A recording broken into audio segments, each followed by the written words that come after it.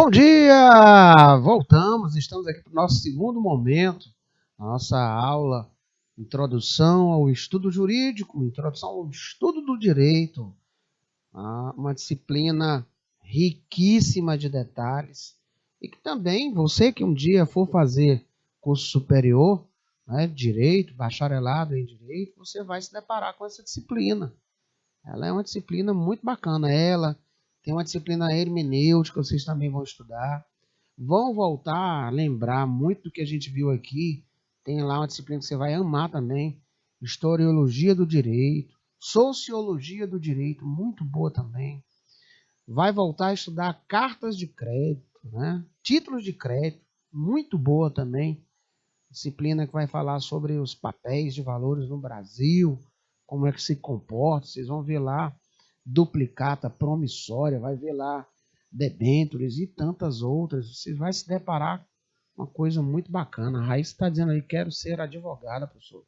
Ô, que bênção, Raíssa. Vamos aí ser amiguinhos aí de profissão futura, se Deus quiser. Tá bom? Que bom. Parabéns aí pela sua decisão. Manter o foco, estudar, procurar aí sempre estar se atualizando, né? E aí, com toda certeza, vai dar certo. Você ainda vai entrar nas redes sociais e dizer, professor, consegui. Fiz o exame de ordem, passei. E ó, show de bola. Vamos embora? Gente, estamos falando aqui sobre normas, né? E nessa visão...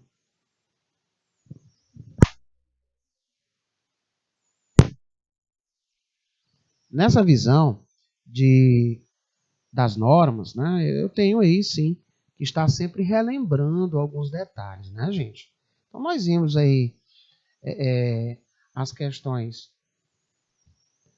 do direito, né? Nós vimos a questão que é norma, tá? Nós já vimos o que é lei, e é muito bom a gente se deparar com isso. Nós vimos que dentro dessas características, né, dessas estruturas, e falamos sobre a questão do direito, nós vimos a questão característica inerente à heteronomia do direito, né? Que é a característica da norma jurídica que se estabelece e se impõe, gente, independente da vontade. Nossa, é aquilo que ela falou ali, né? Que o direito está para todos. É essa característica. Heteronomia, né? É essa questão de dizer, eu não quero obedecer essa lei, não. Não tem esse negócio. Todos são obrigados a se sujeitarem ao cumprimento da lei. E isso independe da identificação com o teor da mesma. Posso até não gostar, mas eu tenho que cumprir. Aí a heteronomia, né? A outra característica que nós vimos foi a coercibilidade. Lembram dela? Eu posso explicar a coercibilidade como sendo a possibilidade do uso da força, né? Para combater aqueles que ousam a não observar as normas. E essa força, ela se manifesta mediante a coação, que atua na esfera psicológica, desestimulando o indivíduo a descumprir a norma. Tá? Ou, eu já sei que tem ali, né? Aí, de repente, tem, a sanção, que já é o efeito. Eu descumpri, vamos lá, deixa eu verificar aqui. Será que aí na sua cidade, né? Será que eu posso estacionar meu veículo em qualquer lugar que me der na teia? Claro que não, né? Então, se eu for observar por essa codificação, que é o Código Brasileiro de Trânsito, né? Quando nós vamos estudar para tirarmos a nossa carteira de habilitação, a carta, né, de habilitação, tanto para moto como para carro e etc., independente do tamanho, tem lá um conjunto que você tem que observar de normas a serem pontualmente seguidas, caso contrário, eu vou sofrer as intempéries das sanções, né? Pode ocorrer, por um exemplo, a prisão, né? Pode. Caboclo está extremamente alcoolizado. Será que ele pode dirigir? Primeiro que nem precisaria de lei para isso. né? Mas, ao observar que essa conduta era ela muito reincidente, mais do que os dias de hoje, o legislador preferiu fazer essa alteração, né? E aí tivemos que analisar esse processo reacionário das leis para a preservação do bem maior, que é a vida. O bem maior tutelado é a vida. Tanto daquele que está sem a noção, não é, de discernimento para aquela prática que poderá incorrer a questão da sua própria vida, né, está em jogo, como a dos demais. Então eu sei que eu tenho um conjunto normativo que diz eu não posso dirigir alcoolizado, né? Eu não posso estacionar o meu veículo automotor em qualquer canto. Eu tenho locais que são previamente estipulados através, né, de placas, através dos profissionais do trânsito, né, aqueles órgãos que estão ali a nos nortear, e assim sucessivamente. Então, essa estrutura, ela parte sim, né, ela parte sim de uma lógica, ela tem sim, né, essa característica, né, da coercibilidade. Eu não estou. Se eu for fazer isso, eu sei que eu vou me dar mal. Primeiro, ela está aqui. Né? Primeiro freio é a nossa. Está aqui, ó. É intuitivo aqui dentro. Segundo, é aquele que está para todos. É a norma, é a lei. Ela está positivada, ela é codificada. Né? Para que, quando aqui falha, eu tenho esse outro dispositivo valendo para todos nós, seres humanos, que ao descumprir, eu sei que eu vou ter essa possibilidade de ter aí uma contrapartida para aqueles que ousam, né? Ou para aqueles que vão além da limítrofe jurídica. Aí nós temos as sanções, nós temos as multas, né? Nós temos a prisão. Em alguns países temos, inclusive, a própria pena de morte.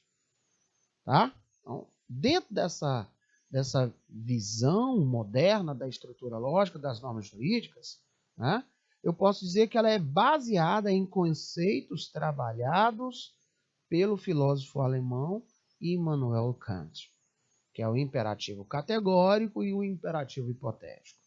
Nós vimos que o imperativo categórico ele está intrínseco à ordem moral, mesmo de caráter subjetivo, obriga de maneira incondicional, pois o cumprimento dessa é sempre necessário. Aí falamos o dever de honrar o pai e a mãe. Não está, não é normativo, não está escrito, é codificado, né, esse dever de honrar pai e mãe, mas eu sei que eu tenho no campo moral, tá, essa questão de ser primeiramente trabalhado dentro de mim, tá? Por isso daí dizer que não é de essência normativa, logo não é passível de coerção. E aí nós vimos as características, né? Que é a heteronomia, que é a característica da lei está para todos, independente da nossa vontade. Se eu não seguir, eu sei que ela é coercível, né? Nós temos a coercibilidade, ela pode ser aplicada com possibilidade do uso da força para combater aqueles que não observam, isso é fato, né? E aí, se eu descumprir essa norma, eu tenho uma sanção, que é o resultado efetivo desse descumprimento. Nós já vimos que ele é bilateral, né? A bilateralidade, a norma jurídica, ela é bilateral por quê, gente? Porque ela envolve, no mínimo, duas pessoas. Então, a relação social ali tem a norma jurídica ali ligando essas pessoas, duas ou mais pessoas, duas ou mais sujeitos entre si, criando ali o que chamamos de relação jurídica, tá? Relação jurídica. E isso, gente, muitas vezes nós vimos que é de forma empírica, né? O método empírico, ele é aquele método criado para testar a validade de teorias e hipóteses.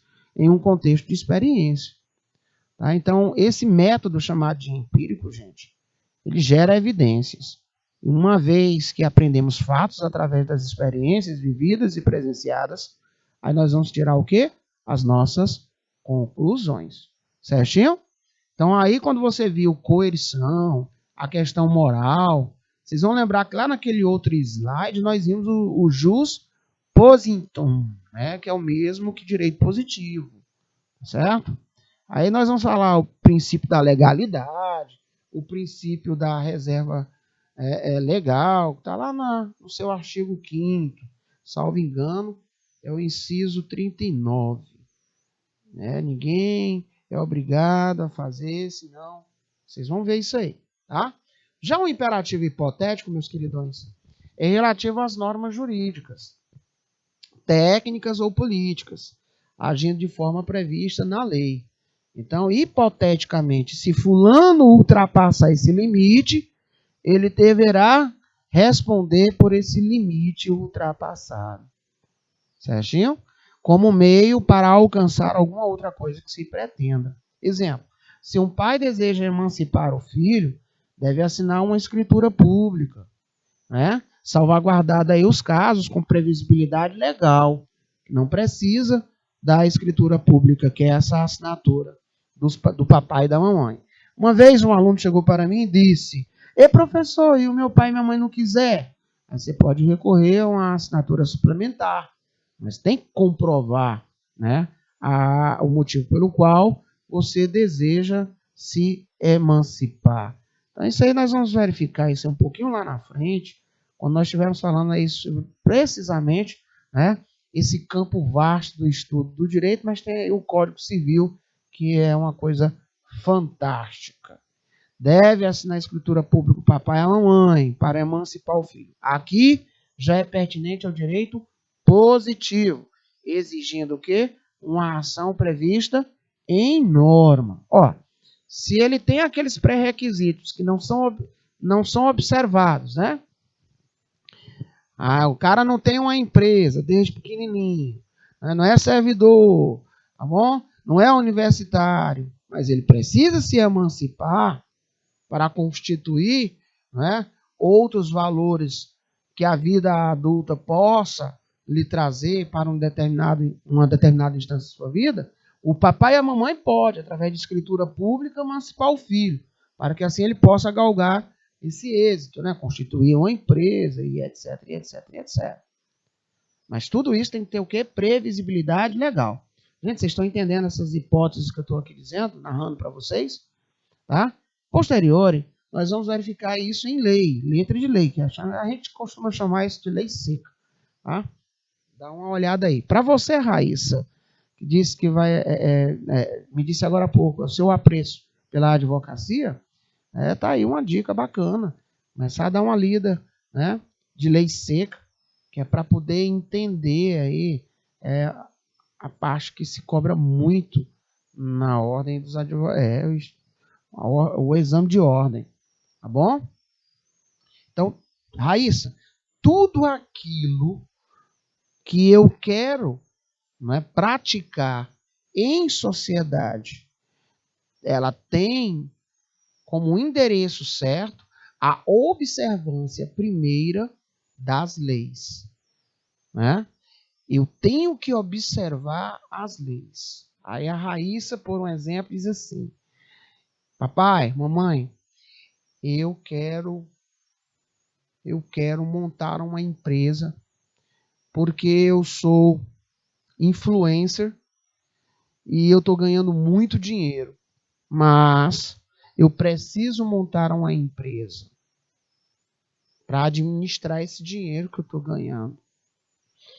Aí o pai e a mãe dizem: menino, como é que tu vai fazer isso? Tu é menor. Você entendeu? Nesses casos, precisa-se fazer aí uma suplementação para que Raíssa possa, estou falando assim de uma maneira bem macro, viu, Raíssa? Você possa fazer jus a esse direito. Mas você diz assim: papai, mas eu estou ganhando aqui, olha, por enquanto está dando pouco, eu estou ganhando aqui 1,5 milhão mês. mas eu preciso de mais autonomia. Né? Eu quero que nessa empresa o senhor fique, né, à frente da empresa junto comigo para me ajudar, me auxiliar nesse caso. Então, nesses casos, há uma observância legal para que se possa, sim, emancipar a Raíssa para que ela possa exercer, dentro de uma previsibilidade legal, o que se faz necessário para, então, galgar êxito. Tá? E aí, quando há uma negativa dos pais, né? Aí tem a suplementação. E como é que o papai e mamãe pode fazer isso? Através de uma escritura pública. Né? Através daquilo que vai lá no cartório. Né? Olha, vamos agir assim, assim, assim. E aí, tem que dar fé pública. E só quem pode fazer isso é os nossos ilustríssimos cartorários. Não tá ali, ó, assinando bonitinho. Então, isso aqui nós vamos ver mais aprofundadamente, Raíssa, lá dentro do Código Civil. Você vai ver lá, né? A gente observa isso quando se fala de casamento, observa-se isso quando se fala das questões quando montar uma empresa, tá? Hoje temos cada vez mais jovens, né, tendo aí uma ascensão financeira muito mais breve, devido até mesmo a essa questão tecnológica, né? Tem alunos aí que vendem conteúdos na internet com relação a conhecimentos que ele tem de computação. Eu conheço alunos que negociam aí dicas de jogos, né? Como ultrapassar fases e etc, e etc, etc.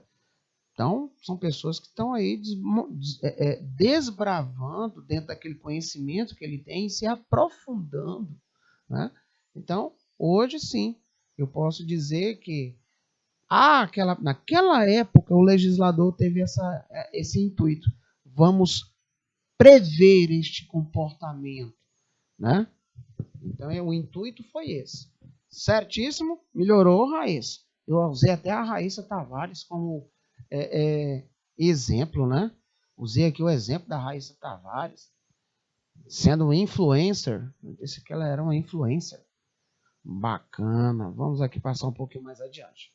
É perceptível, quanto ao que foi dito, que Kelsen, ele esquematizava a norma em duas partes. Nós saímos agora de Kant, né? Kant, e vamos agora para Kelsen. Kelsen, para mim, gente, eu gosto muito de ler sobre. Para mim, é um dos grandes expoentes. Né? Ele realmente tem uma visão muito, mas muito bacana. Então, você ainda vai ouvir falar muito. Hans Kelsen. Muito desse cidadão. Então, o Kelsen, ele esquematizava a norma em duas frentes, né? Duas partes. Norma secundária. Você vai botar aí. Kelsen, ele diz norma secundária. E o que ele chama de norma primária. O professor Paulo Nader, que é um juiz aposentado, também é um gigante muito conhecido dentro e fora do nosso país, reduziu a fórmulas práticas para melhor entendimento. Então, norma secundária, dado NP deve ser S. Né? Dada a não prestação, não prestação, deve ser aplicada a sanção. Entendi não, professor? Vamos lá ver. Exemplo. O pai que não prestou assistência moral ou material ao filho menor deve ser submetido a uma penalidade. Tá? Vamos lá. Papai e mamãe se separaram. Aí você diz, rapaz, acabou o casamento dos meus pais. Aí a mamãe começa a dizer, papai da fulana, você tem que pagar aqui e me ajudar a criar essa menina, que eu não fiz sozinha. Não tem essa conversa? A gente ouve isso todo santo dia. Você tem que ter responsabilidade também. Olha, eu estou precisando do dinheiro para pagar o colégio da menina. Estou precisando disso. Aí entra aquela questão do provimento alimentício. que nós apelidamos como PA. Não é assim? O que acontece? Não é? O que acontece se o papai não pagar a PA? Aí tem uma previsibilidade que ele tem um lastro temporal, de forma que ele possa fazer uma justificativa e uma negociata para que não se proceda com o que chamamos de prisão desse cidadão. Não é assim? Olha aqui o que nós estamos vendo dentro dessas questões, da percepção, né, de onde nós temos as questões primárias e secundárias. Ontem vocês viram o professor Carlos Eduardo falando sobre essas questões, né, sobre quem matar alguém. Aí tem lá o homicídio simples, viu lá? Que vai até 20 anos, não é? Pois bem. Então, quando o papai ele deixa de pagar a PA por X tempo, e há ali uma comunicação, olha, fulano não está pagando, e aí entra assim, tem todo um trâmite a ser observado. Aí mesmo assim ele não fez uma justificativa, tem sim a possibilidade de uma penalidade. Tá? Hoje nós temos aí a salvaguarda da lei para que se evite esse constrangimento maior. Né? O que acontece? Às vezes a mãe entra em acordo com o pai, né? Quando o pai não dá a entrada nos papéis para se estabelecer um quanto, né? de um percentual, sim, 10, 15, 30%, né? De quanto ele ganha declarado, o que acontece? Ele entra lá, a mamãe também pode entrar, e aí é expedido um documento, né? E quando a tramitação desse processo e que o juiz ele observa a necessidade desses alimentos, sai um documento por nome de ofício. Aí um documento por nome de ofício vem dizendo, né, o que é que foi feito lá, processo tal, o número, né, e da decisão. E aí o juiz vai aferir, né, quanto de percentual de acordo com a necessidade, né, e a possibilidade de pagamento, né, do alimento. Aí você vai ouvir falar o nome alimentante e alimentado. Certinho? Também nós vamos ver isso um pouquinho lá na frente, quando nós estivermos estudando essa parte. Muito bacaninha também. Certo? O que acontece? Aí, antigamente, não pagou, vai ser preso. Não é assim. Tem toda uma tramitação a ser observada. Você também tem direito ao contraditório, você também tem o direito de dizer o que está passando. E tem que se observar a questão do quanto é para pagar e se essa pessoa que está pagando, ela pode ainda nos dias de hoje estar pagando com esse mesmo valor. Entendeu?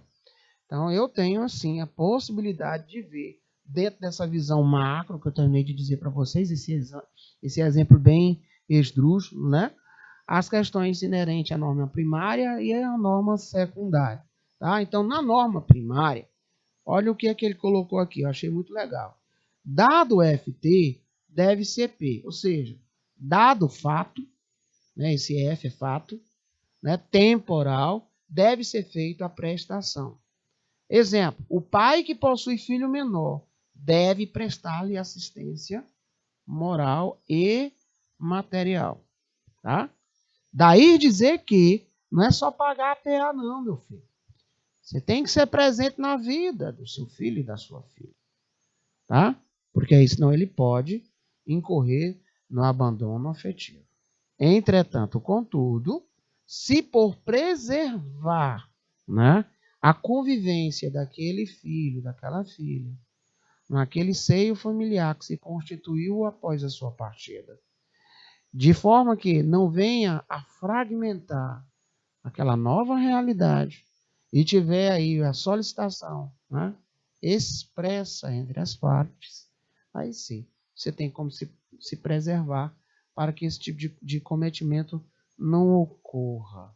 Gente, a norma primária, o pai deve obedecer ao dever jurídico de prestar assistência.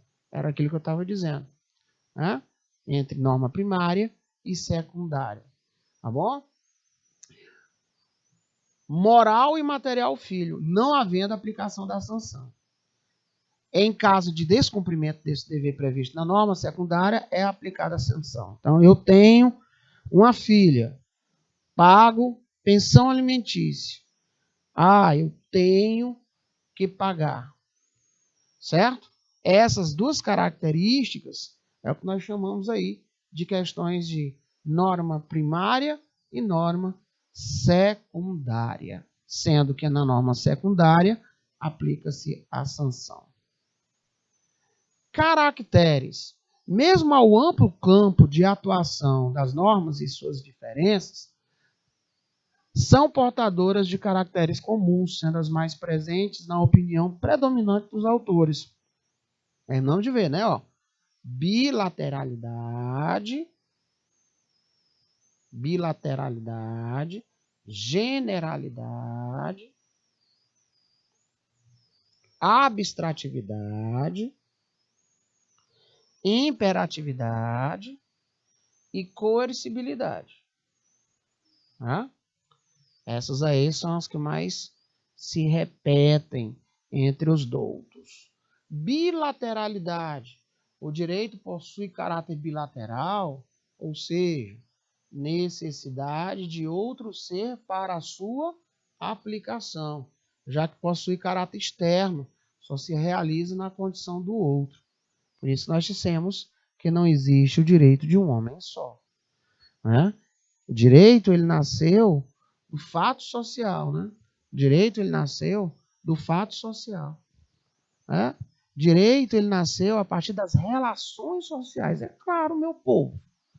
Nós vivemos aqui em sociedade, todo mundo vivendo com as suas vontades, com seus desejos, seus anseios, para tornarmos a sociedade mais tranquila, vivermos em mais harmonia, precisava-se de uma norma, de uma visão que me ajudasse, de ei, vem aqui, vamos controlar todo mundo. Aí nós vimos um pouco disso, sabe aonde? Lá no estudo sociológico, onde foi observado lá na Revolução Industrial Britânica, onde começou os primeiros rasbiscares aí do que se ouviu falar da ferramenta chamada sociologia, que é o estudo do comportamento da sociedade. Né? Amplamente utilizada pelo direito, uma ciência também fantástica. Então, generalidade, o que é isso? O princípio da generalidade, ela prevê que o direito deve possuir caráter de ordem geral, ou seja, todos são iguais perante a lei. Olha aí, a Raíssa, no primeiro momento de aula, ela diz, a lei está para todo mundo. Por quê? Porque todos são iguais perante a lei. Não existe uma lei para mim, uma lei para fulano, uma lei para Beltrano. Não. Temos uma lei e todos nós temos que observá-la. Abstratividade. A norma jurídica não é totalmente positiva. Ela é passível de infinitas interpretações, aplicando-se e moldando-se às necessidades de cada situação, muitas vezes não previstas em lei. Imperatividade. Tá? Imperatividade. O direito é imperativo. O sujeito, como membro de uma sociedade, não escolhe se vai ou não submeter-se às normas. Ele já sabe. Tem que cumprir. Caso houvesse a não existência da imperatividade do direito, seria impossível estabelecer e manter a ordem social. E, por fim, a coercibilidade. Possibilidade do uso de coação. Possui dois elementos. Psicológico, eita, se eu fizer isso, rapaz, não vou fazer isso não. E material. O psicológico é estabelecido pelas sanções previstas em lei em caso de descumprimento da norma. Né? O elemento material é violência física legitimada. É usada somente em caso de não cumprimento das sanções de modo espontâneo. Então, quando os nossos freios internos não funcionam, entra o poder coativo, coercível, né? A coercibilidade. Tá? Nós vamos agora responder algumas questões. E isso é muito bacana podermos aí debater algumas questões. Se faz sempre muito necessário estudarmos questões, né? Até mesmo porque é muito bacana você vê um pouco do que você viu de teoria aplicada aqui a algumas coisas práticas. Tá? Então, pega teu caderno. Tá? Tem aluno que gosta de tá tirando a fotozinha, né? Foram me perguntar assim, o seguinte, professor, será que isso vai ter alguma coisa com prova? Tem. Aqui nós chamamos de vamos praticar, tem até as famosas carinhas. Tem aluno que diz, professor, eu gosto desse negócio do vamos praticar, daquele da carinha. Né? Que aqui o nosso momento é chamado de momento de... Tem uma... É hora de praticar. E aqui eu desde o início vamos praticar, né? Vamos lá. Então, ó, ele pede assim, as questões normalmente elas não vêm soltas, tá? Eles gostam de colocar, gente, eles gostam de colocar sempre um texto para você ter uma noção, né? Não esquecendo, na próxima aula tem conteúdo novo. Nós vamos ver a teoria da tridimensionalidade, né? Amadurecida aí por Miguel Reale, e mais outros conteúdos, tá? Então, e muito mais questões. Então, gente, vamos lá. O que eu gosto no direito, quando nós vamos responder questões? As inúmeras possibilidades interpretativas e o rememorar das leis. É muito fantástico. Então, ó, suponha-se que exista um número grande de indivíduos em uma sociedade que necessitem alugar prédios para suas moradas. Os edifícios são poucos e, havendo muita demanda, é certo que, pela lei da oferta e da procura, os preços dos imóveis a serem alocados tendem a se elevar. O legislador, percebendo-se desse fato social, atribui valor preponderante à necessidade dos inquilinos, protegendo-os com uma lei do inquilinato, que lhes dá maior proteção em detrimento do proprietário. É óbvio, né? Senão, nós teríamos aí algo que iria dizer assim, eu posso alugar e posso colocar cláusulas exorbitantes. Aí eu não estaria vendo as questões inerentes, né, à teoria da tridimensionalidade, onde ele vai falar sobre as questões da norma jurídica, que nós terminamos de ver, onde ele vai falar sobre as questões inerentes ao valor e também as questões inerentes ao fato social. Tá?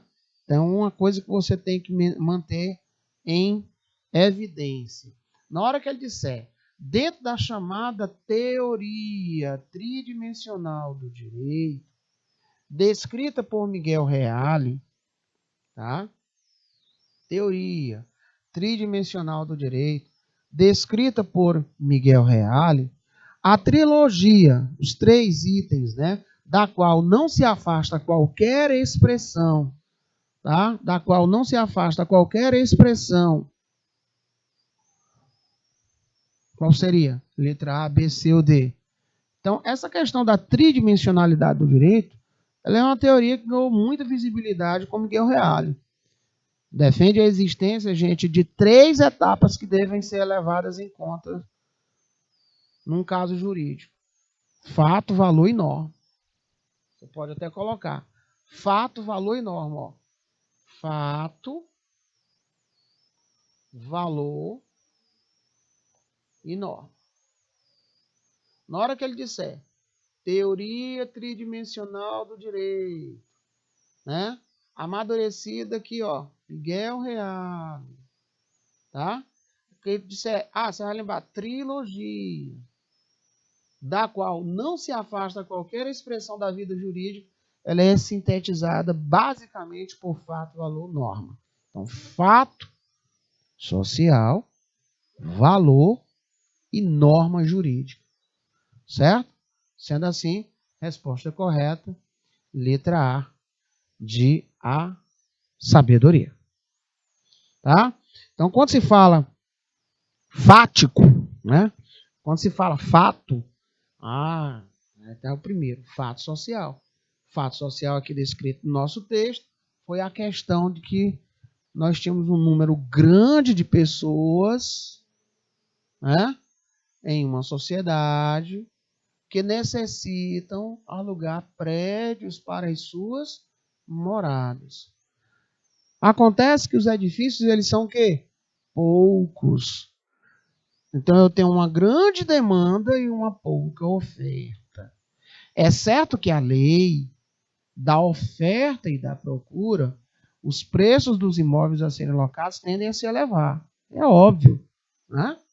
Então o legislador, percebendo-se desse fato social, aqui ó, o texto já está dizendo, ó, fato social, ó, o primeiro da trilogia, atribui valor predominante ao segundo, tá? À necessidade dos inquilinos, protegendo-os com uma lei do inquilinato, a norma. Beleza? Então tá aí, ó. Que lhes dá maior proteção em detrimento do proprietário. Por isso, aí o aluno aqui, rapaz, o professor falou, ele está aqui amadurecendo as questões normativas, aí fato, valor, norma, por isso, letra A.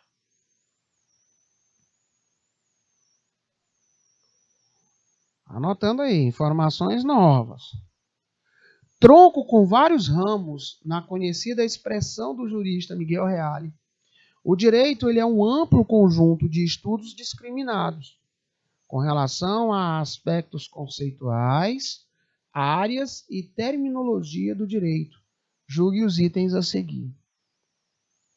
Pela teoria tridimensional do direito, aí nós já vimos que é fato, valor e norma, são elementos indispensáveis à existência do fenômeno jurídico. E não existindo separadamente um do outro, coexistem em uma unidade concreta. Né? Foi que nós vimos. Foi que nós já falamos sobre essas questões do fato, valor e norma.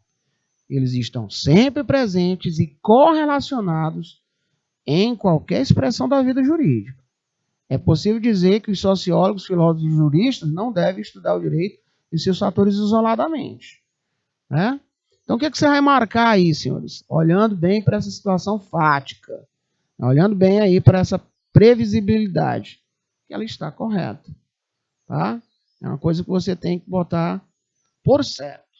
Então, quando ele disse sobre a questão da teoria tridimensional, onde ele diz fato, valor, norma, ele diz que esses elementos eles são imprescindíveis, indispensáveis à existência do fenômeno jurídico.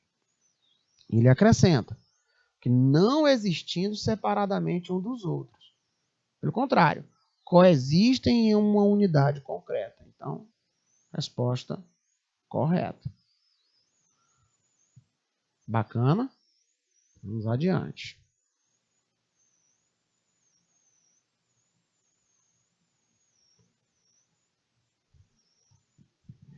Tronco com vários ramos, na conhecida expressão do jurista Miguel Reale, o direito é um amplo conjunto de estudos discriminados. Com relação ao aspecto conceituais, áreas de terminologia do direito, julgue os itens a seguir considerando o texto que nós vimos, o texto 3. Pertence ao campo do direito público que nós já vimos aí em outros dias, as relações referentes ao Estado e nas quais há predominância do interesse coletivo. Né? Será que nós temos essa predominância? Meu diretor, vamos deixar um minutinho na tela aí para não ficar só chutando aqui com a galera. A galera também tem um direitozinho de pesquisar.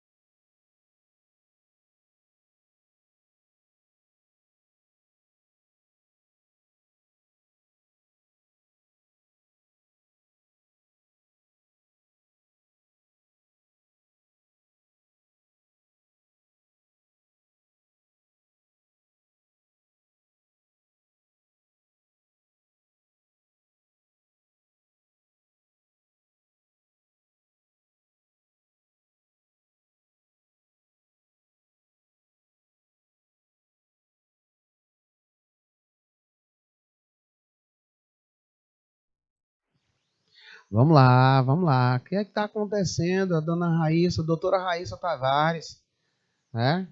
Cadê o pessoal? Ó, o pessoal de Isaías Coelho ali, meu diretor, tá vendo? O pessoal de Isaías Coelho dizendo certo. Bacana, Isaías Coelho, tá certo. Então, ó, tô colocando aqui mais informações e uma também participando, muito obrigado. Olha, deixa eu dizer para vocês, gente. Tô acrescentando mais informações em formato de questões, mas eu volto a revisar essa parte da teoria tridimensional na aula da semana que vem. Então não perda a nossa aula da semana que vem. Vou falar um pouco da teoria tridimensional, amadurecida aqui Miguel Reale. Nós vamos ver aí várias outras questões. Vamos responder questões também sobre norma jurídica, os conceitos, né, sobre o que é direito público, privado, tá bom?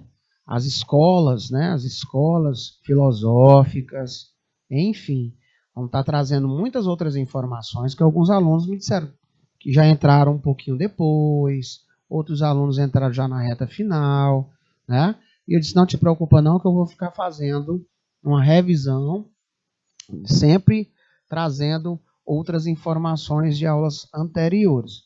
E por que isso é possível? Na nossa disciplina, eu sempre preciso estar relembrando de outros momentos. Então, para você que colocou aí nessa questão que ela está certa, parabéns. Então, viu aí que pertence ao campo do direito público, nós vimos, né, que a gente pode subdividi-lo em direito público e privado, as questões inerentes às relações referentes ao Estado, nas quais há uma predominância do interesse coletivo. Parabéns aí, o pessoal lá de Isaías Coelho, pessoal de Iuma, né? A Raíssa está respondendo aqui pelo chat do YouTube.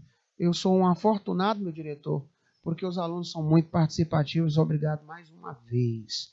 Vamos lá para a leitura, vou deixar um minutinho para não ter teorema de Pitágoras, tá bom? Sobre os elementos da teoria tridimensional do direito, responda certo ou errado. Tá? Ele falou em teoria tridimensional. Quais são os elementos? Qual é o tripé de ação? Será que ele disse aí? Será que está correto? Sim ou não? Um minutinho na tela.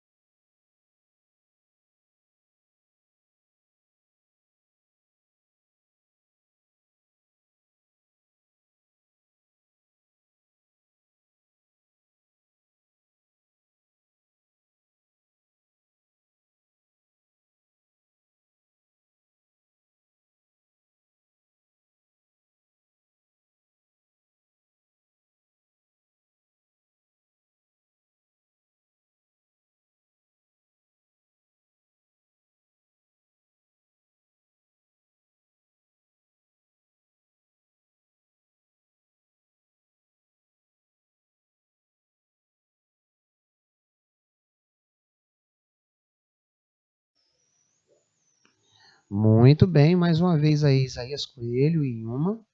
Bacana demais, muito obrigado. Faltou só a Raíssazinha ali responder para nós, mas vamos aqui vendo. Olha, nós vimos que uma das benesses de visão, né, do amadurecimento da teoria tridimensional, né, da tridimensionalidade do direito, né, por Miguel Reale, é ver nessa perspectiva que não se pode desentranhar fato, valor e norma.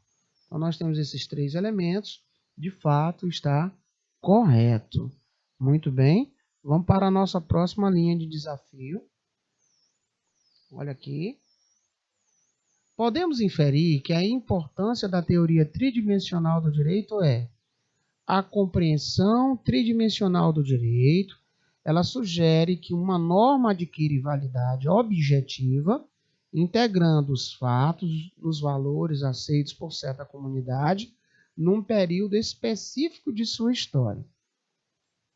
No momento de interpretar uma norma, é necessário compreendê-la em função dos fatos que a condicionam e dos valores que a guiam. E aí, gente, será que eu consigo, nesse texto, verificar os 3 itens que são apreciados pela teoria tridimensional do direito? Não é? Sim ou não? 1 minuto na tela.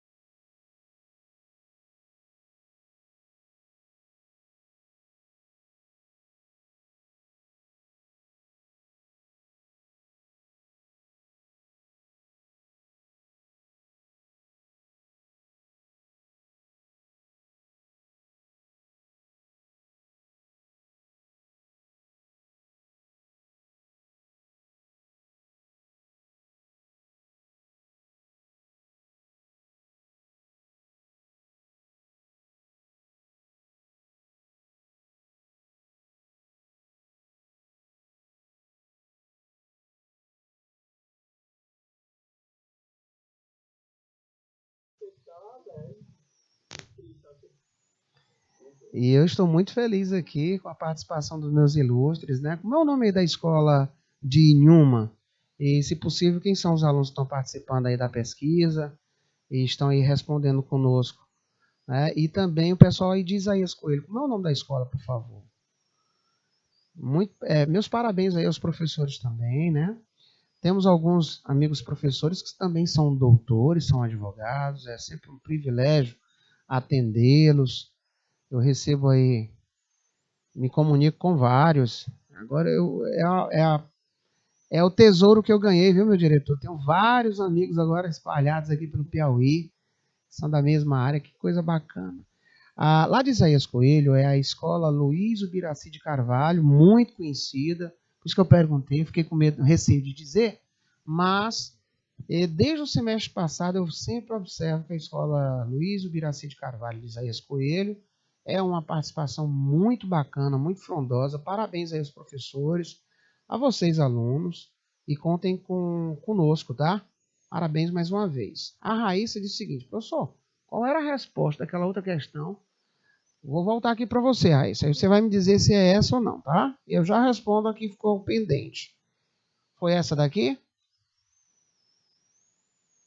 Conforme proposta pelo professor Reale, a teoria correlaciona 3 fatores interdependentes que fazem do direito uma estrutura social axiológica normativa. Esses 3 elementos são fato, valor e norma. Foi essa daí? Pronto, então ela está correta. Tá? Vocês vão ver aí conosco que a definição, segundo Miguel Reale, ele diz que o direito, gente, ele é a ordenação ética coercível, heterônoma e bilateral atributiva das relações sociais, na medida do bem comum, né?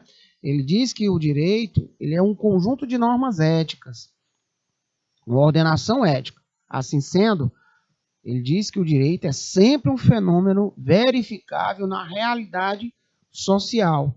Por isso que eu disse para vocês no início da primeira aula, é fato social. O direito, como objeto científico, ele pode ser estudado sob 3 dimensões. filosofia do direito, ciência dogmática normativista do direito e da sociologia do jurídica. Aí ele fala que, né, em 1968, Miguel Reale diz que já se pressupõe que nós temos fato, valor e norma. É essa daí que você vai sempre colocar na sua perspectiva de resposta. Lá de Isaías Coelho nós temos a participação efusiva de Érica, Hernanda, Giovana, Gisliane, João Tomás, Lívia, Nicole e Raíssa. Um forte abraço a todos os ilustres. Raíssa, tudo bacana? Podemos avançar? Respondendo a questão que ficou pendente, coloque aí.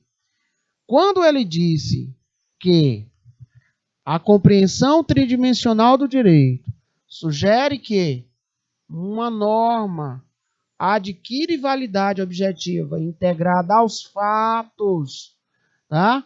Nos valores aceitos por essa comunidade num período específico de tempo, na sua história, tá? Aí diz que no momento de interpretar uma norma, é necessário compreendê-la em função dos fatos que condicionam os seus valores que a guiam. Ele disse, sim, os 3 itens, né? Os 3 itens. Eu sei, Raíssa, porque aqui no chat interno, nós temos também a Raíssa, lá de Isaías Coelho, viu? É por isso que eu li o seu, Raíssa Tavares, que é do chat aí do YouTube, né? E li o chat interno, que é o do Érica, Hernanda, Giovana, Gisliane, João Tomás, Lívia e Nicole e Raíssa, tá bom? A Raíssa, gente, que eu tô falando, que é a Raíssa Tavares do chat lá do YouTube, ela é de Joaquim Malaquias, João Costa do Piauí. É porque eu li o nome das 2 Raíssas, a Raíssa Tavares é lá de João Costa e a Raíssa de Isaías Coelho, mas fico feliz com a participação de todos vocês. Vamos aqui então, para quem respondeu certo, topzera, ficou legal aí a resposta de vocês, tá? Muito bem, vamos tentar novamente? O direito é formado por um tripé de fato. Qual é o tripé, gente? Nós estamos vendo, né? Valor, fato, valor, norma.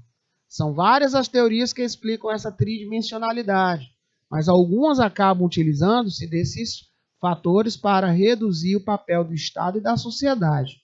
Daí entra Miguel Reale, com a sua teoria tridimensional do direito, na qual defende a coexistência recíproca desses elementos para uma melhor relação do direito com a sociedade.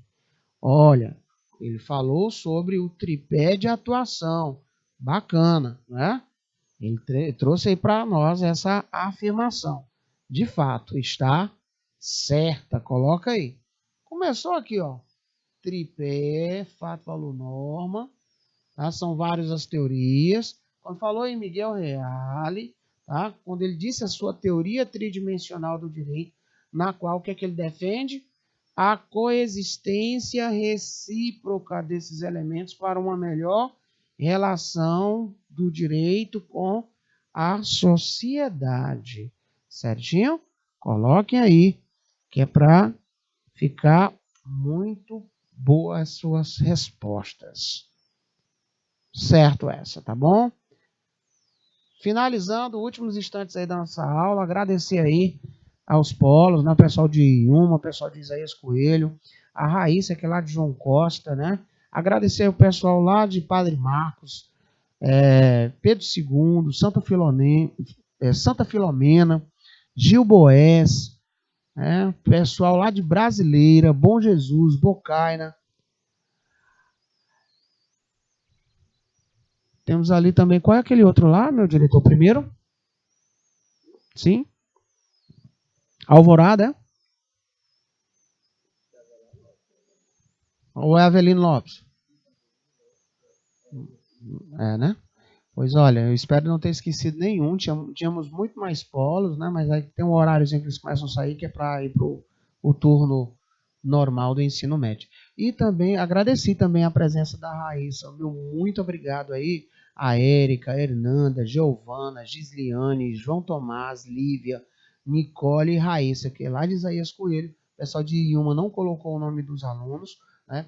E também a representante aqui de João Costa, do Piauí, né? Lá da Escola Joaquim Malaquias. Não é isso, Raíssa Tavares? Está aqui com a gente no chat do YouTube. Hoje nós falamos sobre as normas jurídicas, a importância, a estrutura, conceito, características. Não é? Nós vimos também, dentro dessa perspectiva, as teorias de tridimensionalidade do direito, entre as quais nós focamos no amadurecimento dessa teoria de Miguel Reale, trabalhando aí com o tripé de atuação, onde nós tivemos aí um acerto muito bacana dos alunos. Na aula da semana que vem, nós vamos rever a teoria tridimensionalista da tridimensionalidade do direito, estudada aí por Miguel Reale, tá? Responder mais questões, vamos responder questões de normas jurídicas e nós vamos ver conteúdo novo, claro, para treinarmos muito mais, tá? Meu muito obrigado a cada um de vocês que nos acompanha e nos assiste. Qualquer dúvida, deixa lá no nossas redes sociais que eu já coloco aqui na semana que vem. E até o nosso próximo encontro. Até mais, senhores.